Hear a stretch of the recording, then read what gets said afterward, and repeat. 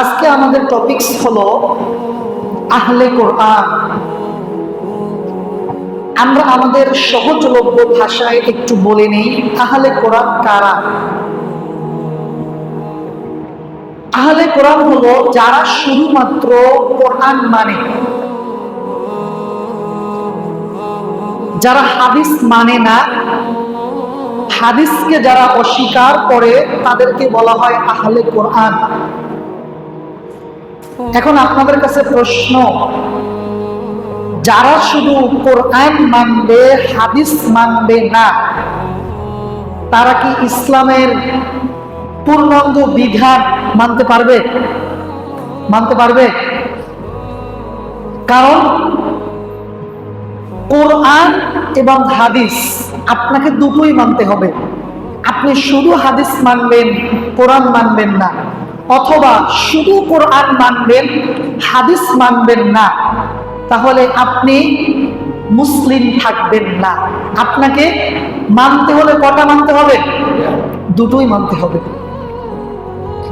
তো আমরা সেই ভ্রান্ত মতবাদ, যারা শুধু কোরআন মানে, হাদিসকে অস্বীকার করে এবং হাদিস যারা লিপিবদ্ধ করেছে তাদেরকে গালাগাল করে, এরকম একটি ভ্রান্ত দল আমাদের বাংলাদেশে আছে, যারা শুধু কোরআন মানে, হাদিস মানে না।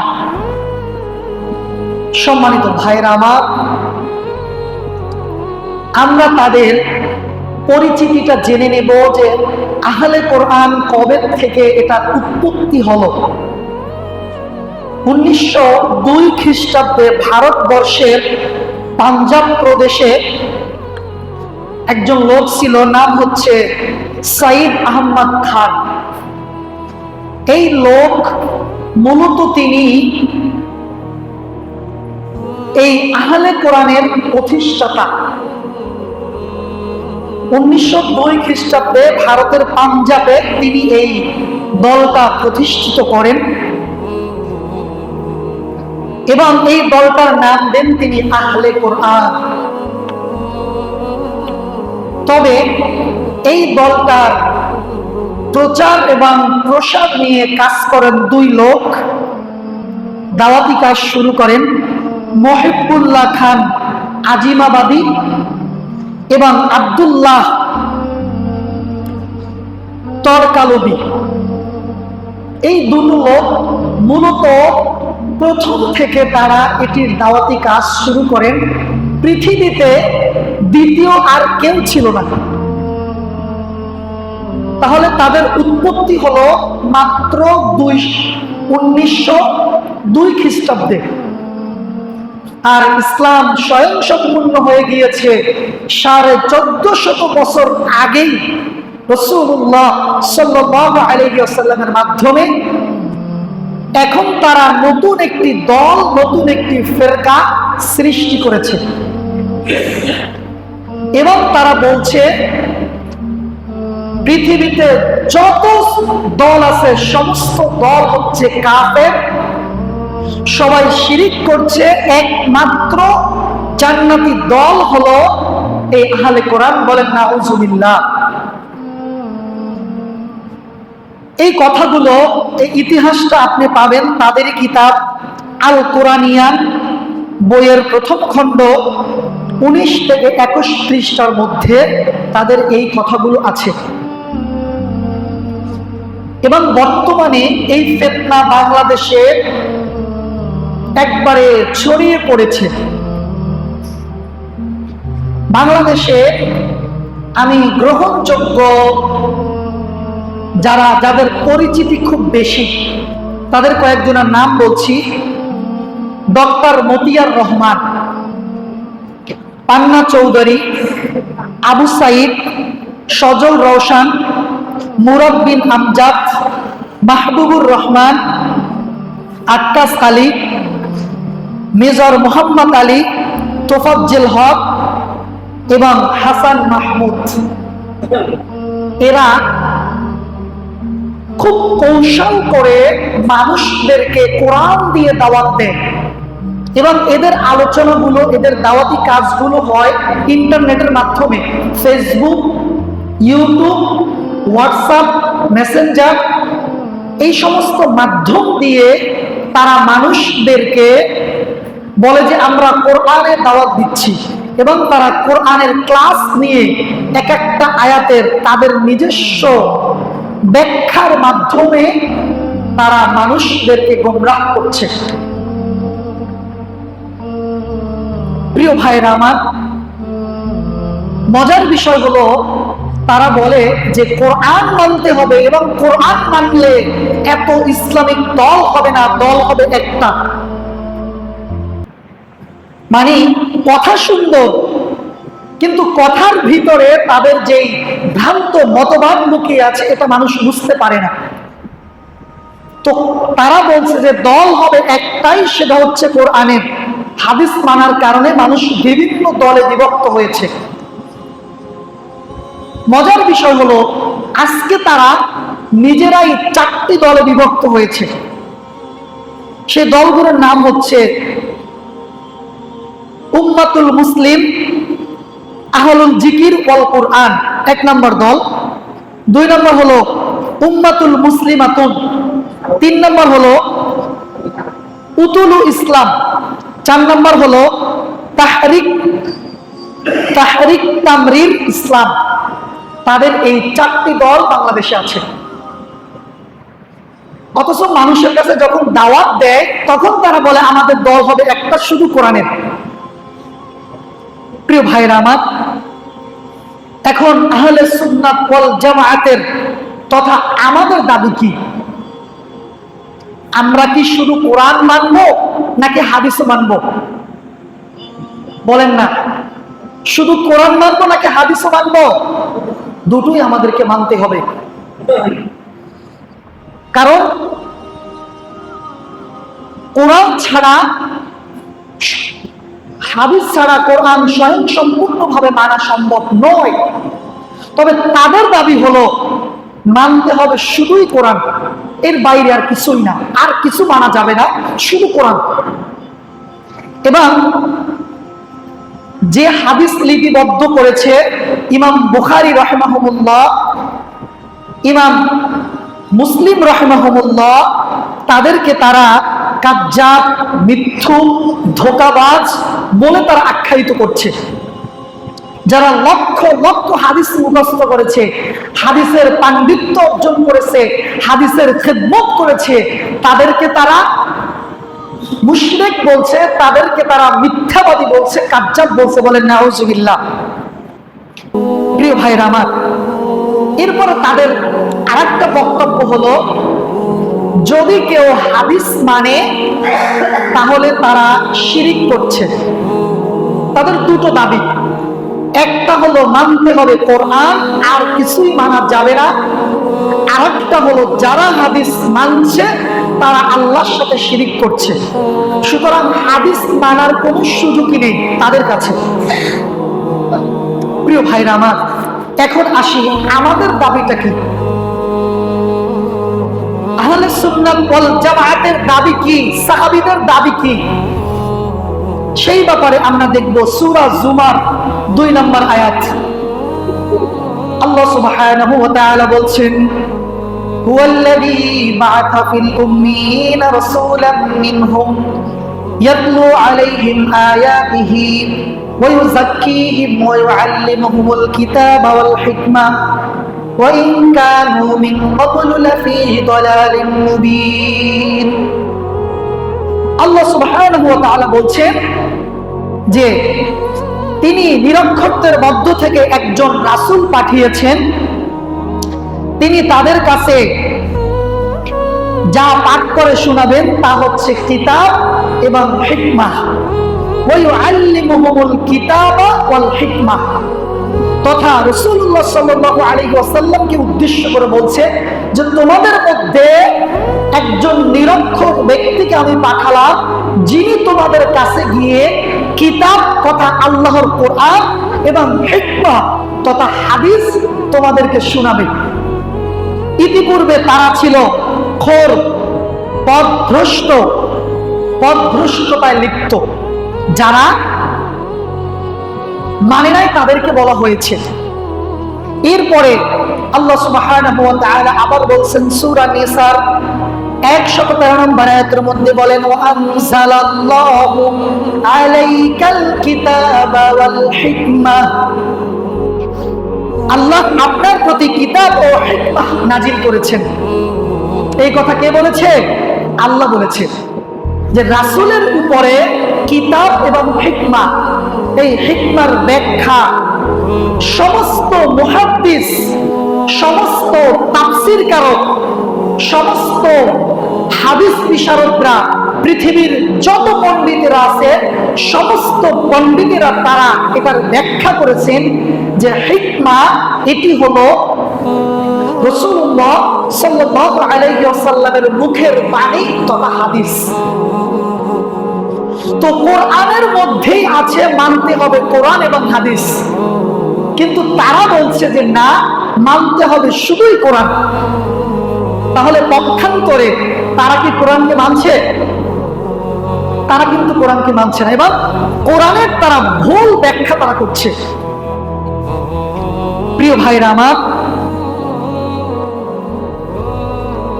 আমাদের দাবি হলো শুধু কোরআন মানা যাবে না, হাদিস মানতে হবে, এবং কোরআনের ব্যাখ্যাই হলো হাদিস।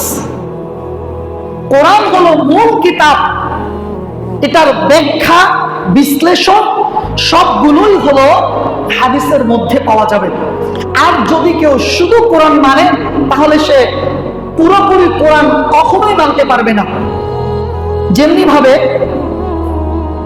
কোরআনের মধ্যে বলা হয়েছে ওযু করার কথা, মুখমণ্ডল ধৌত করা, দুই হাত ধৌত করা, দুই পা ধৌত করা, এটি কোরআনের মধ্যে আছে। কিন্তু আপনি ওযুটা কিভাবে করবেন? কোরআনে তো বলা হয়েছে মুখমণ্ডল ধোয়া, হাত ধোয়া, পা ধোয়া। এখন মুখমণ্ডলের আপনি কোন অংশ ধোবেন সেটি তো কোরআনের মধ্যে বলা নেই। আপনি হাত ধোবেন, কোন পর্যন্ত ধোবেন, কয়বার ধোবেন সেটি তো কোরআনের মধ্যে বলা নেই। আপনি নাকের মধ্যে পানি দিবেন কি দিবেন না, আপনি কুলি কয়বার করবেন, আপনি কান খিলাল করবেন কি করবেন না, আপনি পা খিলাল করবেন কি করবেন না, সেটার ব্যাখ্যা তো কোরআনের মধ্যে নেই। সেটার ব্যাখ্যা কই আছে? কই আছে? হাদিসের মধ্যে। এজন্য রাসূলুল্লাহ সাল্লাল্লাহু আলাইহি ওয়াসাল্লাম বলেছেন, মাজমুল ফাতুয়া 13 খণ্ডের 364 নম্বর পৃষ্ঠার মধ্যে এসেছে, ফাকাজা আমরানি রব্বি আযজা ওয়া জাল্লা। হাদিসটি বর্ণনা করেছেন আনাস বিন মালিক রাদিয়াল্লাহু তাআলা আনহু।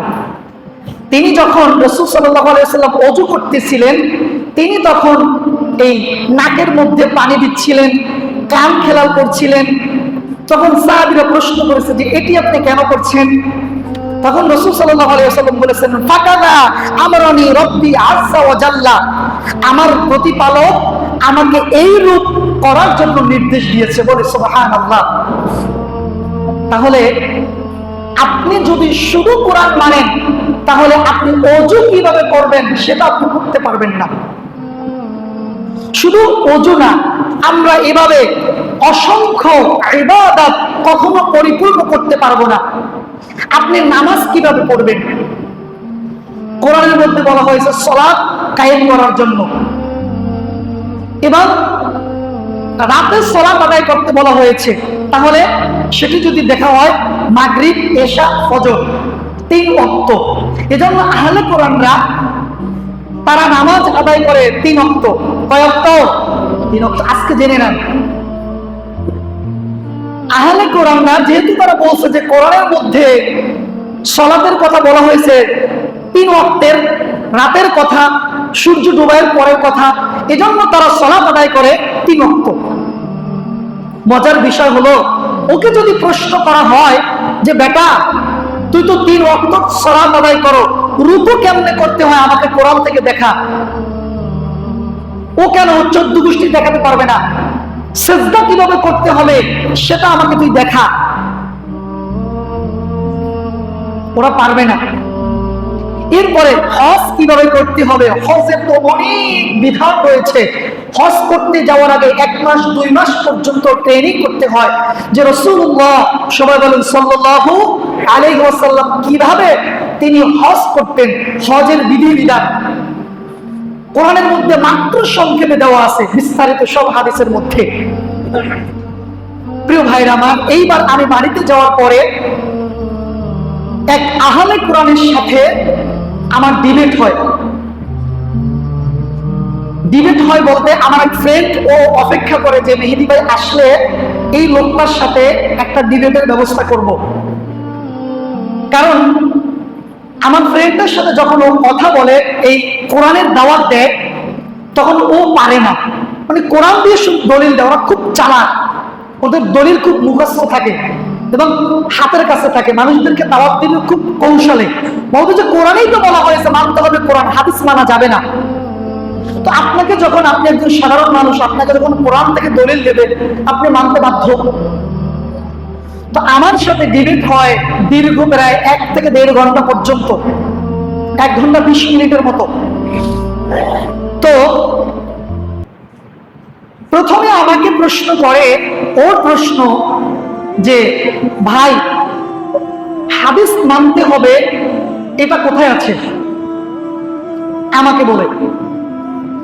তখন আমি ওই ভাইকে বলি যে মুস্তাদরাকে হাকিমের 319 নম্বর হাদিস, রাসূলুল্লাহ সাল্লাল্লাহু আলাইহি ওয়াসাল্লাম বিদায় হজের ভাষণে বলেছেন, তারাকতু ফীকুম আমরাইন লাম তাদিল্লু মা তামাসসাকতুম বিহি কিতাবুল্লাহ ওয়া সুন্নতি রাসূলিল্লাহ।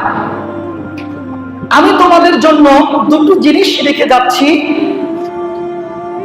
তোমরা কখনো পথভ্রষ্ট হবে না। একটি হচ্ছে কিতাবুল্লাহ, আরেকটি হচ্ছে সুন্নতি রাসূলিল্লাহ। আমি ওই ভাইকে দলিল দিলাম যে আল্লাহ রাসূল বলেছেন তোমাদের জন্য 2টি জিনিস রেখে যাচ্ছি, একটা হলো কোরআন, আর একটা হলো কি হাদিস, আর একটা কি হাদিস। এখন ও আমাকে বলতেছে যে আমি তো হাদিসই মানি না, আপনি আমাকে হাদিস দিয়ে কেন দলিল দিচ্ছেন? তাহলে নাও তুমি কোরআন থেকে দলিল নাও। সূরা জুমার 2 নম্বর আয়াত, হুয়াল্লাযী বা'আসা ফিল উম্মিয়িনা রাসূলাম মিনহুম ইয়াতলু আলাইহিম আয়াতিহি ওয়া ইউযাক্কিহিম ওয়া ইউআল্লিমুহুমুল কিতাব। আমি বললাম যে কোরআন এবং হিকমার কথা, হাদিসের কথা বলা হয়েছে।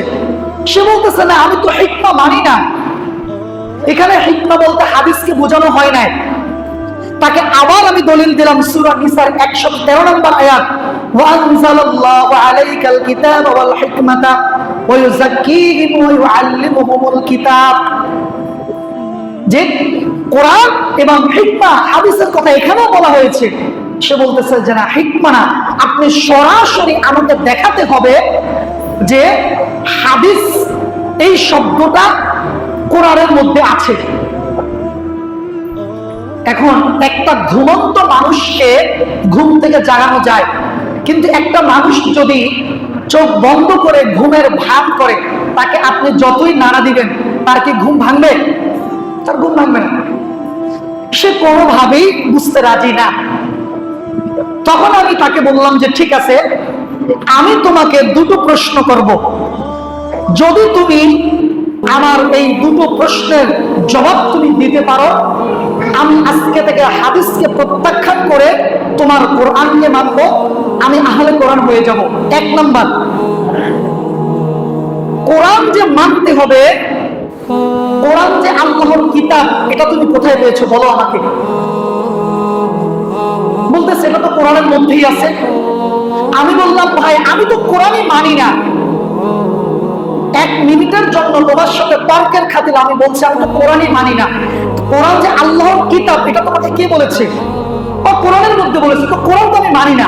তুমি আমাকে এটা প্রমাণ করো যে কোরআন এটা আল্লাহর কিতাব। ফেরেশতা সরাসরি পাঠাইছে, তুমি ফেরেশতাকে দেখছো, তুমি আল্লাহ রাসূলকে দেখছো, তুমি আমাকে বলো। বলতে পারতেছে না। এরপরে আমি তাকে বললাম ভাই কোরআন কে লিখেছে বলো তো, কোরআন কে লিখেছে? বলতেছে সাহাবীরা লিখছে। তো সাহাবীরা কখন লিখছে? বলতেছে নবীজির জমানায়। আমি তাকে বললাম, ভাই, যেই সাহাবীরা নবীজির জমানায় গাছের বাকলে পশুর চামড়ার মধ্যে কোরআন লিপিবদ্ধ করেছে, সেই জমানার সাহাবীরাই আবু বকর, ওমর, ওসমান, বড় বড় সাহাবীরা তারাই আবার এই হাদিসকে তারাই আবার লিপিবদ্ধ করেছে।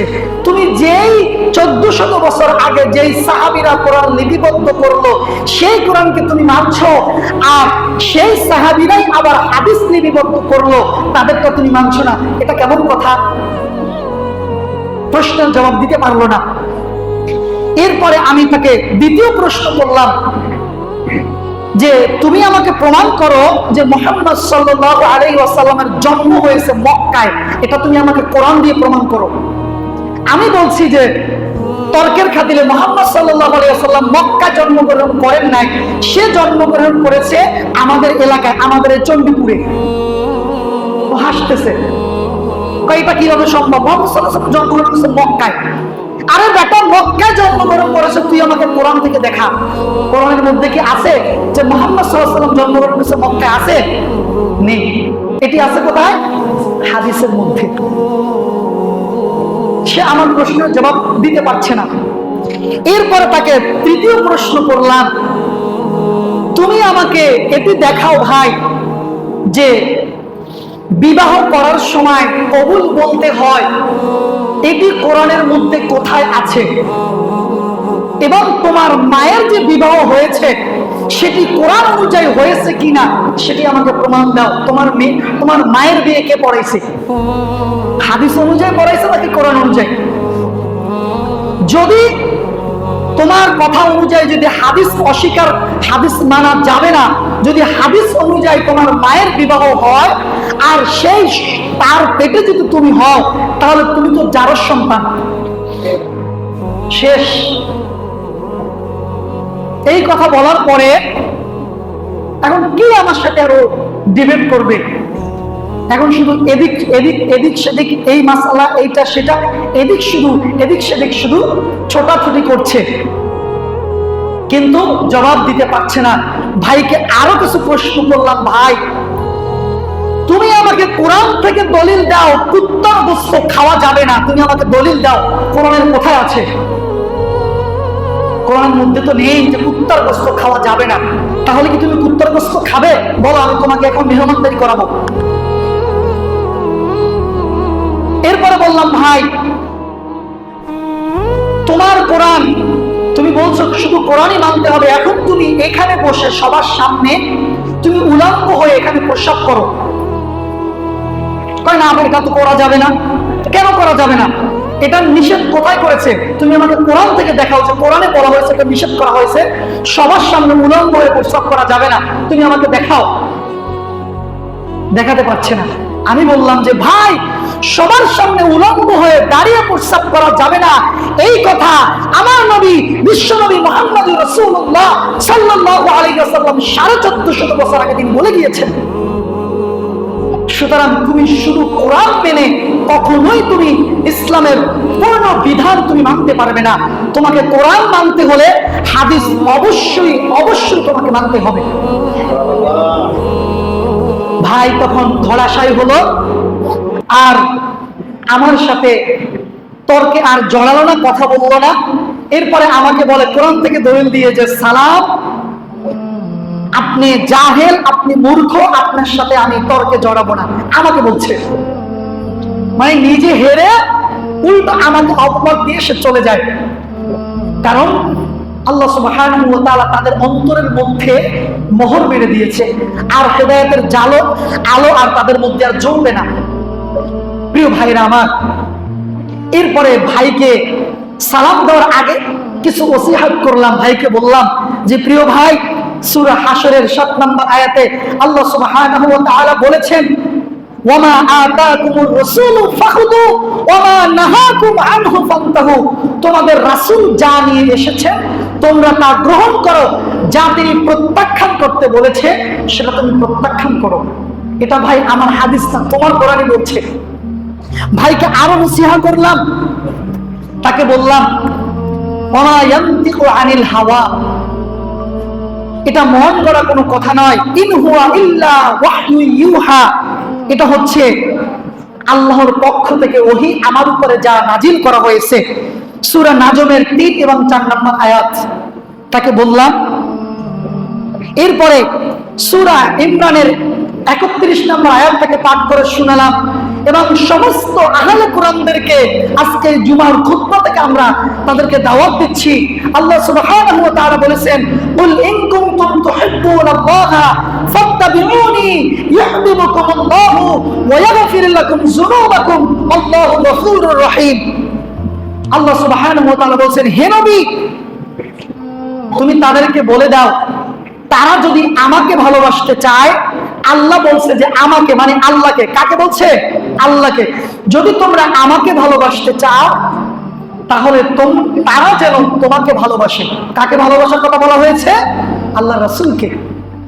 সুতরাং শুধু কোরআন মেনে, আল্লাহ রাসূলকে না মেনে, আল্লাহ রাসূলের হাদিসকে না মেনে সে কখনোই সে মুসলিম হতে পারবে না, কখনোই সে ইসলামের পূর্ণাঙ্গ বিধান সে মানতে পারবে না। ইমাম আহমদ ইবনে হাম্বল রাহিমাহুল্লাহ তিনি বলেছেন, যদি কোনো ব্যক্তি হাদিস অস্বীকার করে তার জন্য জাহান্নাম অনিবার্য। শাইখুল ইসলাম ইমাম ইবনে তাইমিয়া রাহিমাহুল্লাহ তিনি বলেছেন, যে ব্যক্তি হাদিস মানবে না সে হলো কাফের, সে হলো ফাসিক, সে হলো ফুজ্জার। ইমাম সুয়ুতি রাহিমাহুল্লাহ তিনি বলেছেন, যে ব্যক্তি হাদিস মানে না সে হচ্ছে ইহুদি, তার থেকেও নিকৃষ্ট। ইমাম ইসহাক রাহিমাহুল্লাহ তিনি বলেছেন, যদি এমন কোন এক ব্যক্তি তার কাছে হাদিস পৌঁছায়, পৌঁছানোর পরে সে কোনো ভয়ের কারণে হাদিসটা মানতে পারছে না সেটি ভিন্ন বিষয়, কিন্তু সে যদি ইচ্ছাকৃতভাবে সে যদি হাদিসকে অস্বীকার করে সে হচ্ছে কাফের। সর্বশেষ সৌদি আরবের ইসলামী ফতুয়ায়ে মাজমুআ সেখানে তারা লিখেছেন, তারা বলেছেন, যারা হাদিসকে অস্বীকার করবে, সুন্নাহকে অস্বীকার করবে, তিনটি কথা বলেছেন, তারা কাফের, কাফের, কাফের। সুতরাং প্রিয় ভাইরা আমার, আজকে জুমার খুতবা থেকে আহলে কোরআন ভাইদের প্রতি আমাদের দাওয়াত এবং তাদের প্রতি আমাদের অনুরোধ থাকবে, প্রিয় ভাই আসুন, আপনিও জান্নাতে যেতে চান, আমরাও জান্নাতে যেতে চাই, তাই আসুন শুধু কোরআন নয়, কোরআন এবং সহিহ সুন্নাহকে আমরা আঁকড়ে ধরি এবং সেই অনুযায়ী আমরা আমল করি, তাহলে আমরা জান্নাতে যেতে পারবো।